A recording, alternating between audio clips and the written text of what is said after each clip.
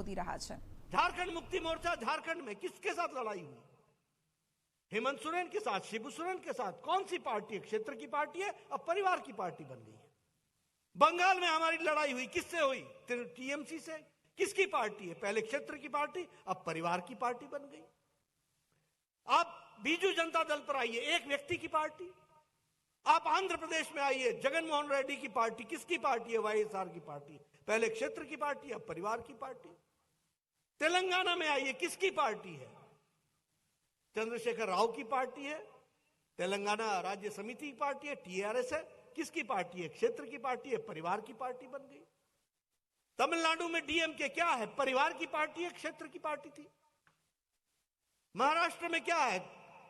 हमारी एनसीपी और शिवसेना क्या है? पहले ये क्षेत्र की पार्टी थी, विचार की पार्टी थी, अब ये परिवार की पार्टी हो गई। आप सारे देश में देखेंगे, और इंडियन नेशनल कांग्रेस के बारे में भी मैं बोल दूं, न तो ये इंडियन रह गई है, न ये नेशनल रह गई है, और न ही ये पार्टी रह गई है। ये भाई बहन की पार्टी हो गई है, ये भी हमको याद रखना है। ये तो भाई बहन की पार्टी हो गई है। G23 फलाना ढमकाना शब्दावली आप देखिए, यानी पार्टी में विचार विरोध रखना यानी पार्टी विरोधी हो जाना। और नेशनल कहां रह गए? 2 स्टेटों में सीमित है, और आपका आशीर्वाद रहेगा तो वहां भी कमल खिलेगा। इस बात को हमको याद रखना चाहिए।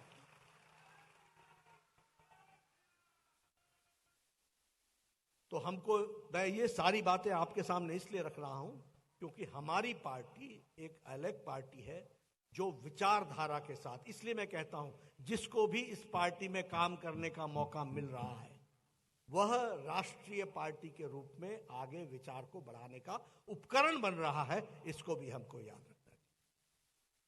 मैंने सुबह भी कहा था कि हमारी पार्टी प्रो रिस्पॉन्सिव और प्रो रिस्पॉन्सिबल पार्टी है।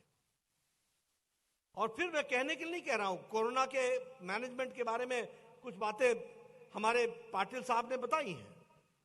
कौन सी पार्टी थी आप बताइए जो ग्राउंड पर रह गई थी? सारी पार्टियां क्वारंटाइन हो गई थी कि नहीं हो गई थी लॉकडाउन में? सारी आइसोलेशन में चली गई थी कि नहीं चली गई थी? नेता ट्विटर पर मिलते थे, नेता वीडियो कॉन्फ्रेंस में मिलते थे।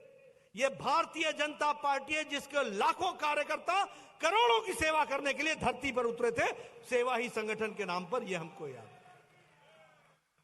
और आप ये भी देख लीजिए, वैक्सीनेशन का प्रोग्राम देख लीजिए। मैंने सुबह भी बताया था, जिस इंजेक्शन को देश में आने में 20-20, 30-30 साल लग गए, जापानी बुखार के इंजेक्शन को आने में तो 100 साल लग गया। 1906 में आया था इंजेक्शन, 2006 में भारत के गोरखपुर में पहुंचा। 100 इयर्स ये था हमारा देश। हमारे बैठे हैं मनसुख भाई, पूर्व वर्तमान स्वास्थ्य मंत्री। आप पूछिए इनसे, हमसे पूछिए। मीजल्स का 27 साल, ट्यूबरक्लोसिस, टेटनस 30 साल, 28 साल। 28 साल इंजेक्शन को भारत की धरती पर आने में लगा। क्या देंगे नेता जवाब? और मोदी जी ने इसी देश में एक नहीं 2-2 कोरोना के इंजेक्शन 9 महीने के अंदर बना करके दिए। यह भी हमको याद रखना है। और इतना ही नहीं, अगर इंजेक्शन दिया तो 188 करोड़ डोजेज भी लगाए। 188 करोड़, लगभग 100 देशों को हमारा वैक्सीन मैत्री के तरफ आज वैक्सीन पहुंचाई है। 100 कंट्रीज, यानी भारत लेने वाला नहीं अब देने वाला बन गया। यह भी हमको याद रखना है। और उसमें से लगभग 200 करोड़ हमने मुफ्त बांटी है। बाकी देशों को अलग भेजी, 100 करोड़ वो अलग, लेकिन मुफ्त बांटी। यह भी हमको याद रखना चाहिए। यह है प्रो रिस्पॉन्सिव गवर्नमेंट, यह है एक्शन करने वाली गवर्नमेंट। और मैं गुजरात की गवर्नमेंट को भी बधाई देना चाहता हूं, हमारी सरकार को बधाई देना चाहता हूं।